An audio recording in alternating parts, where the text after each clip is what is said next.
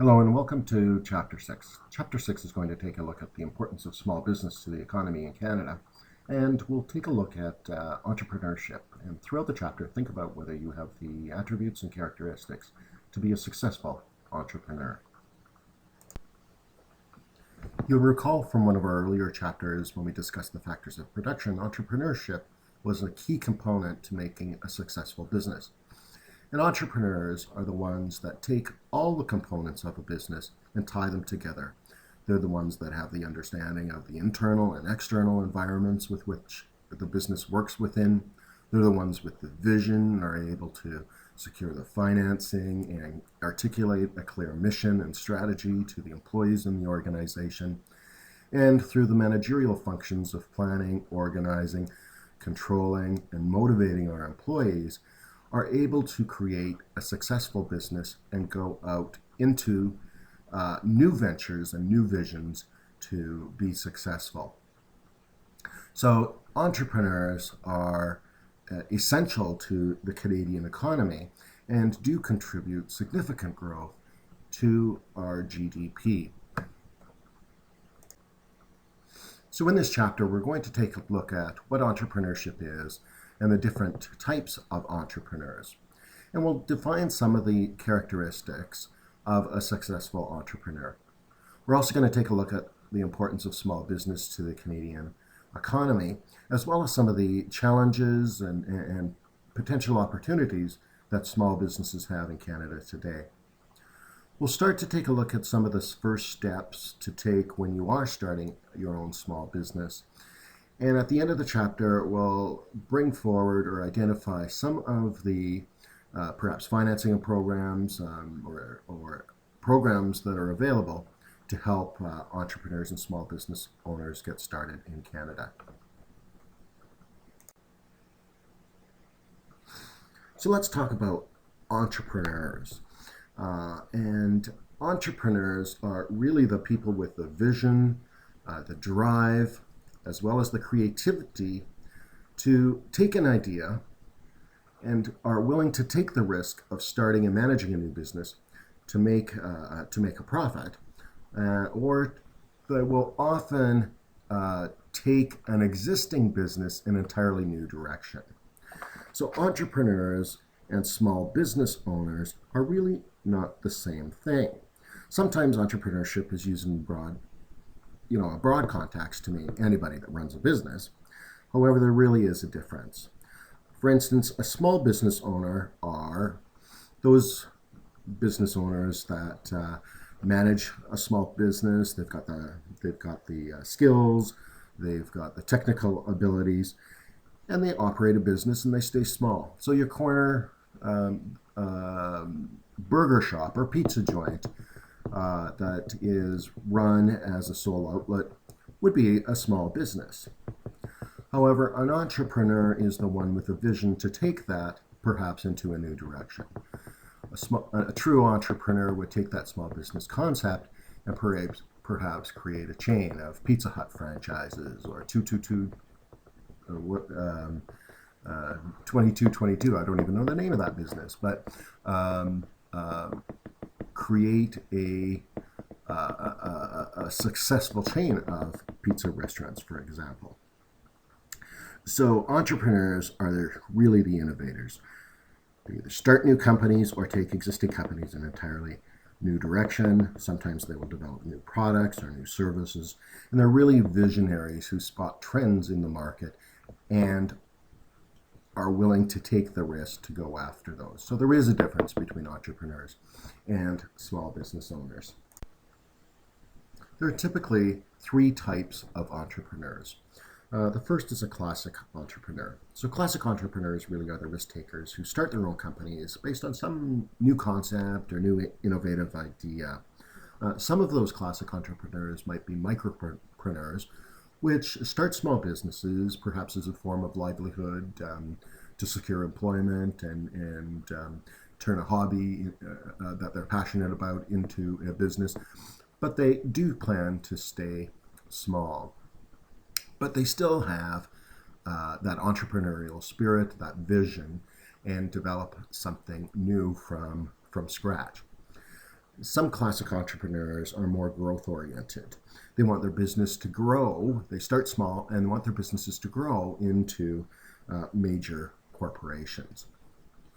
Multipreneurs are entrepreneurs who start more than one company, a series of companies, sometimes in the same industry, sometimes in various industries.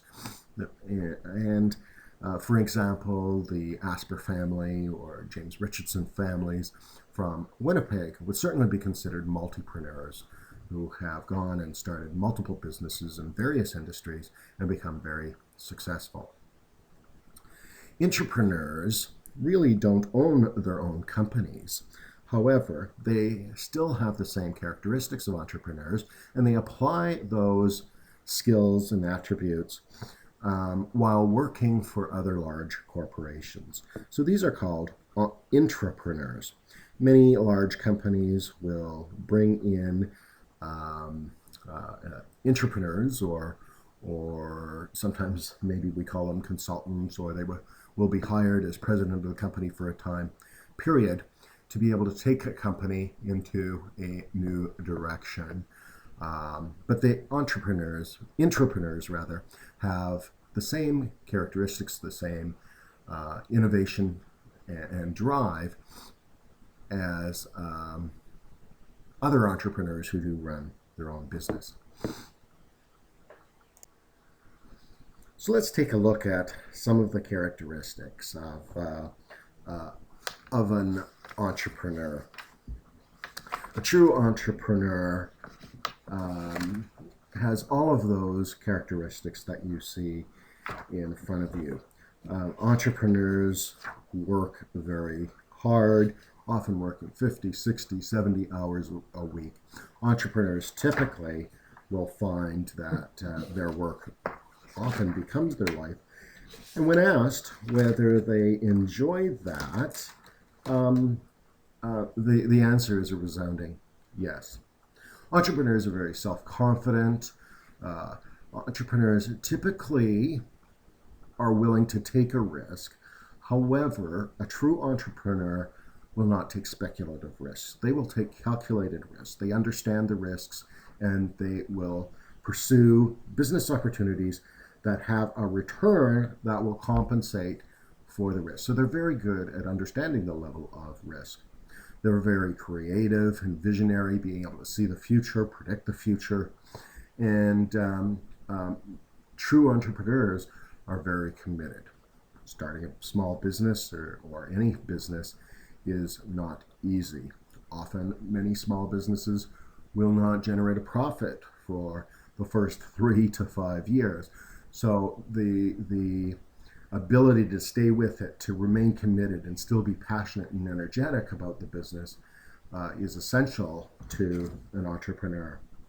If you take a look on page 180 and 181 of your textbook, there's a brief questionnaire that you can do to see if you have some of the skills and attributes to be a successful entrepreneur. So go on and try it, and rate yourself honestly on each of those characteristics, and see whether you have some of the attributes that are required to be a successful entrepreneur.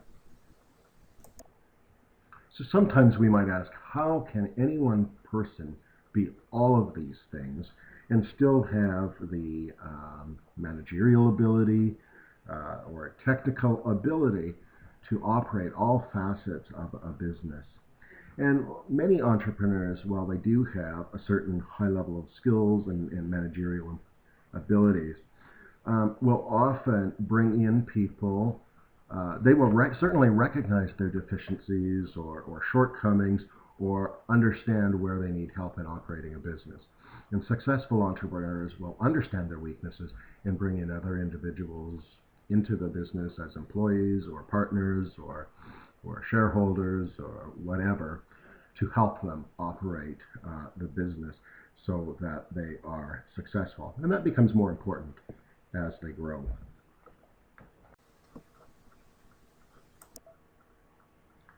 According to Industry Canada, a small business is defined as employees that have fewer than 100 employees if they're in the goods producing sector, or if they're in a service producing sector, less than 50 employees. So these small businesses, as defined by Industry Canada, are essential to the Canadian economy. There's about 2.4 million businesses in Canada that meet, and looking at those small businesses as defined by Industry Canada, um, these small business really account for about 98% of all employers in Canada. So the large number of them, they might hire smaller numbers, but they represent about 98% of all employers. Huge contribution to the employment uh, uh, in Canada. As we see, they are one of the largest sources, if we exclude public service, one of the largest employers, and in fact employ about 48% of the Canadian workforce. And there's only about 0.2% of all Canadian businesses employ more than 500 people. So small businesses are really important.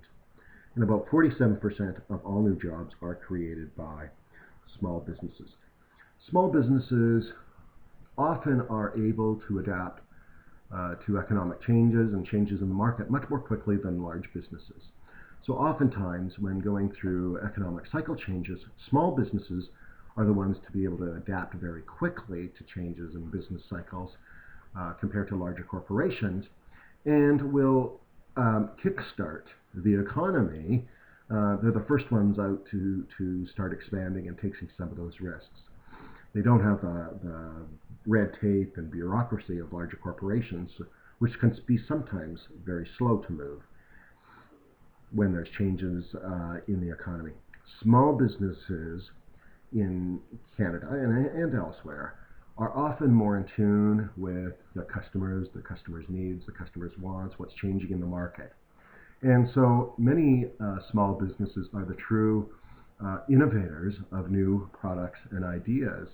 And they may be able to envision some of the new products or services that are required by consumers in Canada.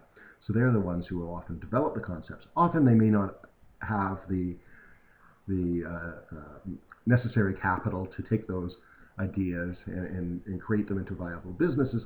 So a lot of small businesses will actually sell some of their ideas and concepts to larger corporations who do have the capital and the ability to take some of those risks.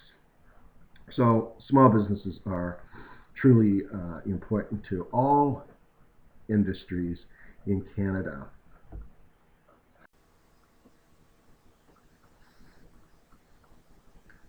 So when we talk about small businesses, as we said, Industry Canada defines small businesses as having less than 50 employees in a service producing sector or less than 100 in a goods producing sector.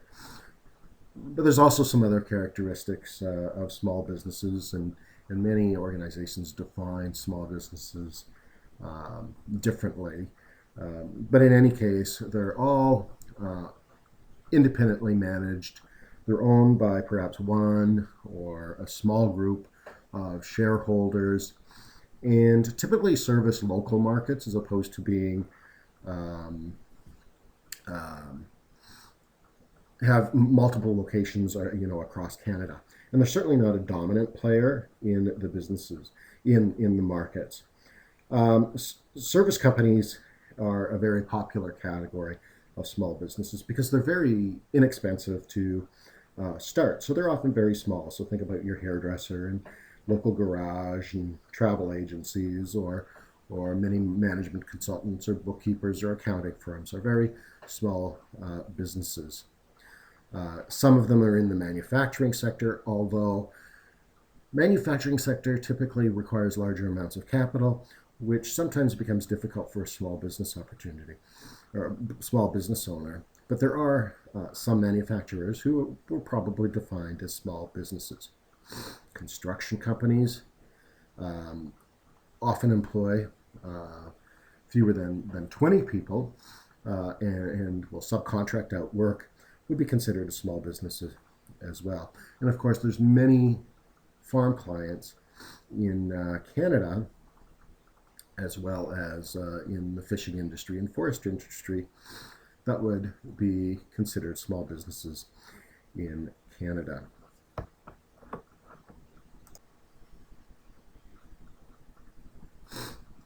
So these are some of the sectors. Like I said, most of these industries will have a large number of small businesses. Even with an uncertain economy, many new small businesses start out in Canada each year. This really isn't surprising when you consider some of the reasons that small businesses continue to thrive in Canada. One is for independence and better lifestyle. Many corporations today don't offer the same job security or career advancement opportunities that perhaps once existed before. And consequently, many employees will leave corporate organizations to start their own business in a way to get ahead. Many small business owners also cite the personal satisfaction that they get from the work as one of the primary reasons for starting starting a new business. They really love what they do, and oftentimes hobbies and crafts turn into successful small businesses. Small businesses certainly offer owners potential for profit that is often greater than working for another company as an employee. And small business ownership really provides greater advancement opportunities for certain minority groups and women who have been very successful at starting some of their small businesses. With some of the changes in technology as well as the reduced cost of technology, this really affords small businesses the opportunity to compete with many large corporations as well. So they have the tools and resources that may not have been available to them 10 or 15 years ago. Many corporations today, in efforts to become more efficient and reduce costs, will look at contracting with outside companies for services. This also provides opportunities for small businesses to be created. Many times, employees will leave companies and actually form a business and contract back to the corporation that they left or the business that they left. And in today's environment, there's often corporate restructurings, downsizes, and this sometimes forces employees to look for other jobs and careers. As well, sometimes businesses will disinvest of certain parts of their business, and often employees will look at buying part of the business from their employers as well. So small businesses are really resilient, and they really can respond quickly to the changing economic conditions, and so many reasons why small business owners love what they do.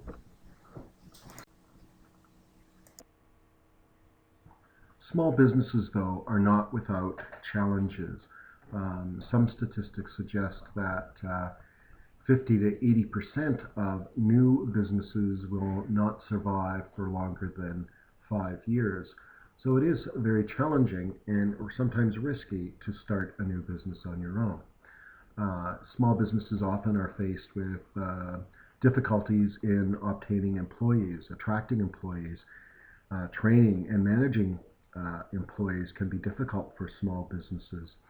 Um, Small businesses must be able to evaluate their performance and change their policies and adapt to changing market and economic conditions, just like all businesses. And sometimes that can be more challenging for small business owners. They also have to be able to uh, keep up to date with new products ideas, and that may change as companies grows. So small businesses certainly do have challenges. Many ways that small business owners can adapt or counter some of these challenges is by using consultants, whether it be a lawyer, whether it be an accountant, or somebody that has experience outside of the company, using those consultants to help them manage the business. As well, having policies and programs to attract and retain employees can be important to small businesses. And sometimes they can do this by arranging with third-party suppliers, insurance companies, benefit programs for employees to try to retain employees. Can help a small business as well. Small businesses as well can enter the global arena by exporting and become masters at exporting, which many small businesses have been able to do, particularly with the emergence of the internet and the World Wide Web. In fact, many times when you're buying something over the internet, you may be dealing with a small business.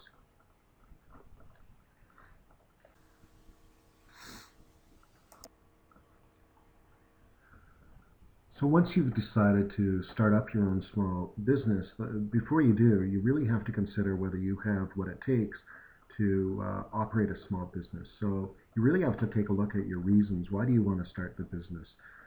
Do some self-analysis to determine whether you've got the attributes, the skills, the personality to start a new business. What skills do you bring to the business? What is your experience in business? Sometimes it might be taking a look at what your product offering is. Do you have a niche market? How will you compete with the competitors around you? And think about where you might be able to obtain some financing and some business support. One of the ways to go about starting a small business is to really start a brand new entity or a business idea right from scratch. This is probably the riskiest way to get into business, but has a high opportunity for growth and success. And some ways to get some ideas where to start businesses by reading some business magazines, understanding what some market opportunities are, and perhaps finding a niche market where larger companies or competitors are not providing products to. And other small businesses have started by identifying gaps in the markets for that large companies are unable or unwilling to fulfill. Another way that perhaps costs a little bit more but is a little bit less riskier is to buy an existing business, particularly today with the changing demographics. There are many businesses where the existing owners are looking at retiring and are looking at selling their existing business as a going concern. A third way of getting into business is to buy a franchise, and we've talked about franchising. Franchising provides a business-in-the-box concept. Oftentimes there's financial support, there's management support, training support, and it can be one of the lower risk opportunity or riskier, one of the less risky opportunities to get going in a business. So once you've decided to, and you have a business opportunity, you really need to decide on what form of business organization, as we learned in Chapter 8, whether you'll be operating as a sole proprietorship or a partnership or a private corporation. And once you've done that, making sure it's critical to ensure that you've got a solid business plan that identifies all of the critical aspects of your business operations, what your marketing plan is, your management plan, operating plans, where you're going to get financing. That can be a critical step in starting out a new business idea or opportunity. So here's some of the things to think about before you get started into business to see whether you have the skills and attributes to be successful.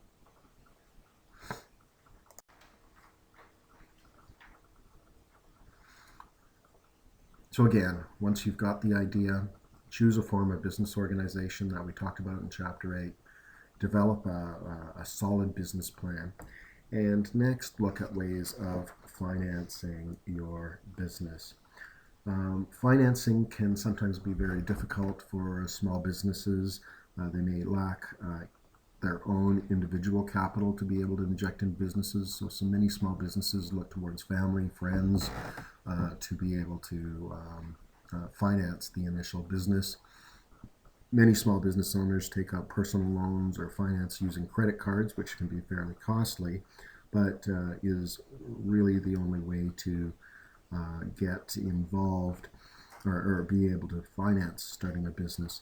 Some small businesses will look for angel investors, which are investors that are looking for good business opportunities that have some strong growth over a short period of time, and they will invest in your business because they believe in the short-term success of that business. Many we'll take a look in a minute at some of the other financing programs that are available to help small businesses.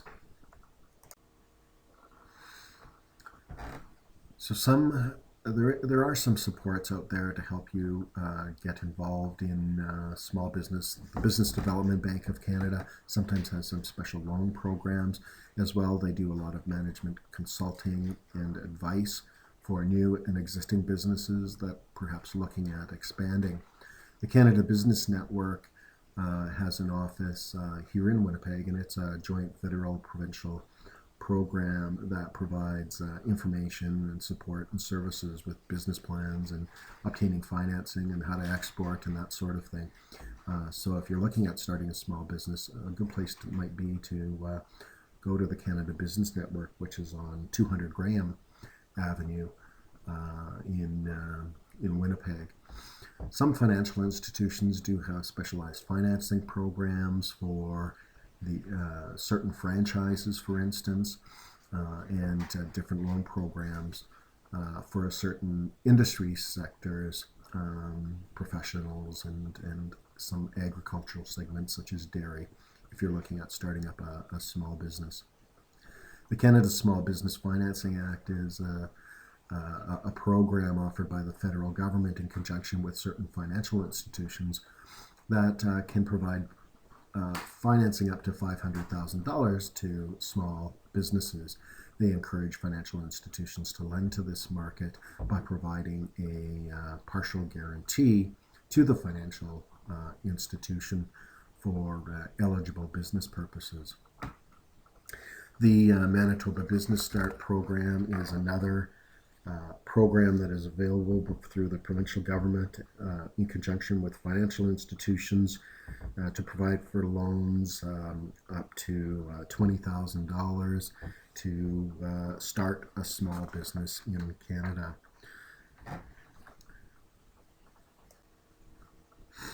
So this is the address for the Canada or Manitoba Business Service Center, which is in Winnipeg. So if you are looking at starting a small business, this can be a great place to go.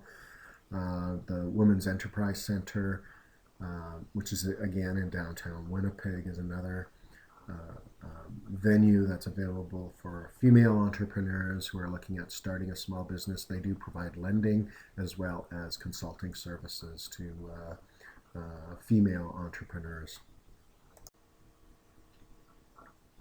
So take a look at the Business Start program. So it is done through certain financial institutions, and it can provide financing for up to $30,000. I think I said $20,000 before, but it's increased to $30,000 for working capital or capital expansion needs.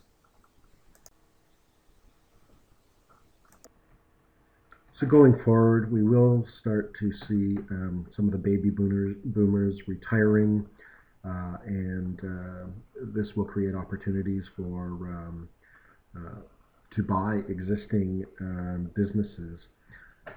We're seeing a growth in web-driven entrepreneurs, or those entrepreneurs that are starting internet-based companies. And